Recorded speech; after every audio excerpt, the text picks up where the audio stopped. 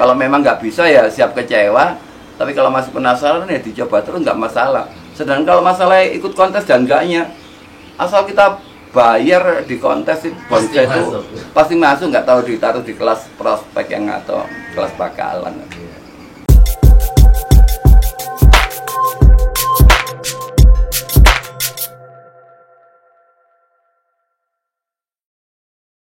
Ya ini nggak baku ya, tapi pendapat saya pribadi ya. Jadi ada pertanyaan awal itu orang bermain bonsai kan, pertanyaan yang mendasar itu kan bonsai itu apa ya kan? Kalau dia sebagai pemula, bonsai itu yang paling gampang dipahami bahwa miniatur pohon tua di alam, pohon besar di alam, pohon besar di alam, yang diletakkan di suatu wadah, ya kan? Pada saat dia berkelanjutan dengan adanya pemahaman tentang bonsai yang baru dari komunitas, dari sharing dengan beberapa teman yang lebih senior di bonsai, akhirnya dia tahu bahwa ada kriteria atau tahapan atau pakem-pakem yang cara membuat bonsai itu bagus, sehingga bisa layak untuk dikonteskan. Dan kebetulan kontes itu ya yang sementara ini yang baku itu dari PBI yang banyak terjadi. Ada kontes itu istilahnya mengikuti aturan-aturan kontes di PBI, sehingga untuk itu saya menyebutnya miniatur pohon tua di alam, karena dari tahapan-tahapan kriteria yang PBI maksudkan itu kan kriteria penilaian itu ya Pak? Kriteria penilaian, jadi dari gerak dasar, komposisi, dimensi, keserasian penjiwaan, ya itu semua itu kan menyontoh pohon yang tua di alam. Dan sehingga pohon itu, terutama kalau dia udah lama di bonsai, pohon itu seperti bernyawa, keluar wibawanya, sehingga yaitu poin yang terakhir penjiwaan itu. Jadi kompak daun, bekas kawat, bekas potongan hilang, yang seperti itu. Terus yang untuk tingkatan yang lebih lanjut, yang mungkin teman-teman yang bermain bonsai yang lama-lama sudah ada suatu kejenuhan dengan membuat desain aturan yang dikonteskan itu, mereka berimajinasi yang liar. Pada saat yang seperti itu, akhirnya beberapa pola pikirnya keluar dari kotak itu, out of the box. Jadi imajinasinya udah liar, tapi masih ada satu pegangan, yaitu fenomena alam. Dan kalau sudah yang seperti itu, saya pribadi menyebutnya, jadi yang ketiga tadi, yang pertama pohon besar, pohon tua, yang terakhir itu pohon purba di alam. Pohon purba. Iya, pohon purba atau pohon kuno di alam yang mungkin contohnya di film-film atau di lukisan-lukisan yang istilahnya kayak kita masuk di suatu hutan yang serem gitu kan.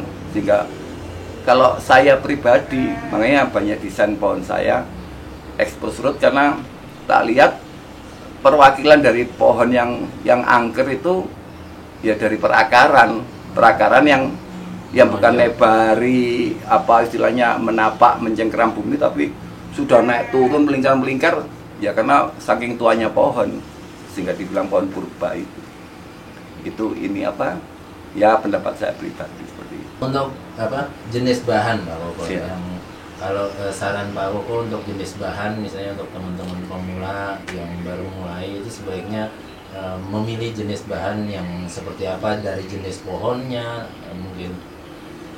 Iya, memang ada satu pegangan ya, bahwa bonsai itu ada kriteria bahwa dia berbatang kayu, berbatang keras, terus bercabang-cabang.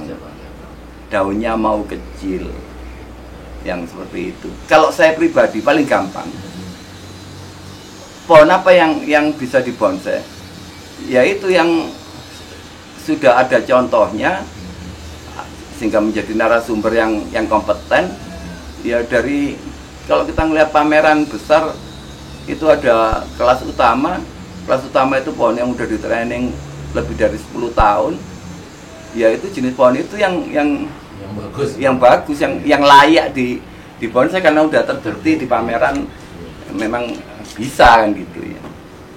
Nah, oke, ini akhir-akhir ini kan lagi rame mungkin karena diviralkan teman-teman YouTuber. Ini ada bahan bonsai Putri Malut, Ambat Sapi yang akhir-akhir ini malah jadi kontroversi antara boleh tidak ikut kontes atau bagus enggak di bonsai. Menurut pendapat Pak Koko gimana yang seperti itu? Sebenarnya yang namanya pohon jenis baru, bahkan kalau kita mau jujur, negara kita itu kan kaya sekali dengan sumber daya alam. Sehingga mungkin ada beberapa jenis pohon yang di Jawa nggak tumbuh, yang di pulau-pulau di luar Jawa dia tumbuh. Dan mungkin aja juga bisa dibonsai. Sehingga terutama kan begini ya, kalau kita di luar yang tadi tak bilang kita cuman nyontek yang sudah terbukti. Tapi kan manusia kan pada dasarnya kepingin tampil beda, eksistensi dirinya sendiri, bahwa saya punya pohon ini, saya sukses mengerjakan pohon ini, kamu belum atau belum bisa atau bagaimana, sehingga saya bisa ngajarin kamu. Itu kan suatu kebanggaan eksistensi seseorang ya, itu manusiawi. Jadi buat saya kalau memang passion ya, keberminatan yang ada, ya dicoba aja dikerjain. Dan kalau memang nggak bisa ya siap kecewa, tapi kalau masih penasaran ya dicoba terus, nggak masalah. Sedangkan kalau masalah ikut kontes dan enggaknya, asal kita bayar di kontes bonsai itu pasti masuk, nggak tahu ditaruh di kelas prospek yang atau kelas bakalan. Berarti untuk jenis, saran Pak Koko gimana untuk jenisnya? Artinya yang saya bilang mungkin dalam tanda kutip meragukan karena kita belum lihat buktinya, itu nggak masalah berarti ya? Kalau nggak masalah, asal kita ada waktu, ada penasaran, terus mungkin dapat ilham atau dapat satu pencerahan. Oh iya, saya ada pupuk ini, nanti mungkin bisa. Oh saya ada trik ini, mungkin bisa. Ya itu sah-sah aja sih, kita berkreativitas, nggak masalah. Oke, kalau Pak Koko melihat misalnya di bonsai ini kan ada tingkatan-tingkatan penghobi bonsai, mungkin mulai dari pendongker, terus ada yang trainer ada. Nah itu menurut Pak Koko gimana? Misalnya teman-teman mau, ada kadang nanya sama saya gimana caranya jadi trainer seperti itu. Menurut Pak Koko gimana untuk pembagian? Sebenarnya kan gini ya, kalau kita bicara dunia bonsai itu kembali ke oknumnya, manusianya. Saya di dunia bonsai berperan di bidang apa? Saya pembuat pot misalnya gitu, berkreativitas. Saya pembudidaya, penanam bakalan. Saya tukang cangkok. Saya bikin bakalan dari stek, atau saya program pohon panjang, pohon besar. Nah itu masing-masing ada ininya. Dan buat saya di dunia bonsai itu kasta yang tertinggi itu kolektor. Kolektor itu siapa? Kolektor itu seseorang yang untuk hobinya dia menyediakan dana bulanan lah, anggap seperti itu. Jadi ada pengeluaran yang memang untuk hobinya, itu kolektor. Jadi dia nggak jual pohon, tapi memang dia nikmati, dan nikmatinya dengan sembodo, dengan tanggung jawab. Jadi dia menyediakan dana untuk hobinya itu, untuk kelanggengan hobinya itu, supaya pohon-pohonnya tetap tampil maksimal dan sebagainya. Itu kriteria tertinggi, kasta tertinggi di dalam dunia bonsai. Perlu nggak Pak kita menempatkan diri kita nih, saya nanti mau jadi apa, pembuat bahan, mau jadi petani, atau mau jadi trainer misalnya itu Iya. perlu. Itu saya rasa gini ya, manusia itu kan dinamis.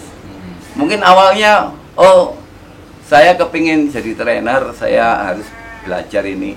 Tapi trainer sendiri kan seperti orang, karena itu faktnya bidangnya kan di bidang seni ya. Orang berkesenian itu kan butuh talent, butuh bakat. Jadi mungkin awalnya maunya di situ, tapi nantinya berubah ya nggak masalah. Mungkin oh ternyata nek kanggo golek duit enak nyetek. Oh kalau ini saya punya ilmu semen, saya bisa bikin pot atau apa. Itu nanti dalam perjalanannya kalau masih di dalam dunia bonsai, dia bisa lintas profesi ya. Tergantung kemampuannya dari Iya, itu. tergantung ya keminatannya pertama ya. Berarti Yang penting hati ini seneng ya. berarti sambil bikin pohon, bikin pot juga. Ya iya bisa, Terus multi ini nggak apa-apa. sekalian jadi pedagang juga. Iya nggak apa-apa. Nah, terus tadi ada pertanyaan, trainer itu siapa? Trainer itu kalau dia pribadi desain satu pohon dan pohon itu mendapat penghargaan, ya itu bisa disebut trainer ya. Tapi kalau masih belum bisa membuat mendapatkan satu penghargaan, ya istilahnya masih tingkat awal, ya semuanya itu karir ya, pelan-pelan lah. Seiring perjalanan waktu, seseorang yang sebelumnya asisten atau sebelumnya tukang siram, keberlanjutan menjadi trainer kan. Berarti tahapan. Iya, ada tahapan ini. Nah, kalau ada pertanyaan misalnya yang untuk tujuan komersil atau bisa dibilang untuk sebagai mata pencaharian, bisa nggak Pak Koko misalnya kita bergelut di bonsai? Ya sebenarnya kalau kita sudah membicarakan masalah isi perut itu kan ada campur tangan yang punya hidup ya. Jadi kadang-kadang kita mendapatkan satu berkah di bidang itu, rezekinya bagus atau bagaimana. Saya rasa itu, tapi kalau yang jelas gini ya, ini saran saya, kalau kita bermain bonsai jangan dijadikan profesi. Jangan dijadikan profesi. Iya. Kecuali yang karya ekonomi praktis ya. Kayak misalnya bikin pot gitu. Iya. Oh iya, saya berhenti kerja, saya bikin pot terus. Karena pot yang saya lihat sementara ini, kalau pot itu harganya bagus, bentuknya bagus, hari ini nggak laku, kita tumpuk-tumpuk, satu saat orang langsung beli semua, ada pedagang yang ini. Apalagi kalau pas ada musim pameran atau musim atau bonsai lagi rame, orang banyak butuhin pot, mungkin itu bisa. Tapi kalau untuk di bidang pohonnya sendiri, saya sarankan jangan melepas profesi yang utama, penghasilan yang utama. Berarti di sambilan. Sambilan. Karena bonsai itu disambi bisa, kan seni hidup ya. Kita nunggu dia tumbuh dulu baru kita kerjain. Enggak Jadi, selalu tiap hari. iya. Jadi ngisi-ngisi waktu lowong kita aja udah cukup. Nah, Kalau kita konsisten. oke. Kayak tadi sempat ngobrol sama Pak Koko yang bilang bahwa untuk karya Pak Koko yang mungkin expose road itu kan mungkin nggak berpikir untuk dibawa ke pameran misalnya, karena ada kriteria penilaian tadi. Dan Pak Koko punya 1-2 yang memang khusus untuk dibawa ke pameran. Gimana itu Pak Koko? Iya, iya sama. Kita dalam kehidupan ini kan semuanya itu, kita masih kecil aja ditanya, cita-citamu apa Le? Cita-citamu apa Nduk? Semua itu kita harus punya big deal ya, punya tujuan ya. Dan itu pun dinamis juga, nantinya bisa berubah. Jadi membuat bonsai pun sebenarnya harus punya konsep. Kalau percabangannya dekat, oh pohon ini jadi pohon kecil.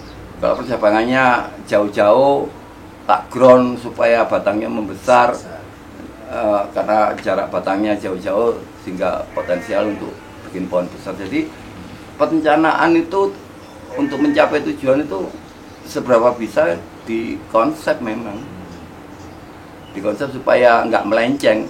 Tapi kan yang namanya di kehidupan ini kan dinamis, bisa berubah-berubah, ya itu who knows. Oke, terima kasih banyak Pak Koko. Ya, oke. Untuk teman-teman belajar bonsai terus berkarya. Asik.